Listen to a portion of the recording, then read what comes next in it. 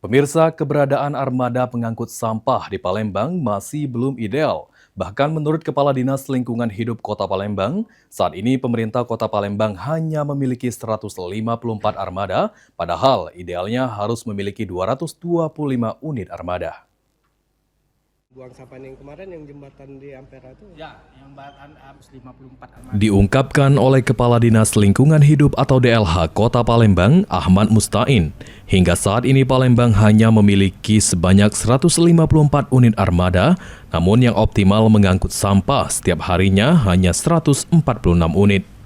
Jumlah armada saat ini masih belum ideal dari jumlah yang seharusnya sebanyak 225 unit untuk mengangkut produksi sampah harian di angka 1.280 ton. Untuk penambahan armada pengangkut sampah, pemerintah Kota Palembang sendiri sudah melakukan pengajuan untuk bantuan Gubernur Sumatera Selatan dan Kementerian Keuangan yang diharapkan dapat dipenuhi.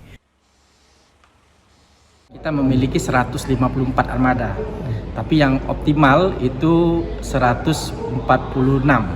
9 diantaranya bolak-balik kadang diperbaiki guys untuk mensuplai karena kondisi memang kondisi yang memang perlu perbaikan, tapi tetap diperbaiki karena kita ada perbaikannya. Sandi Pratama, PAL TV.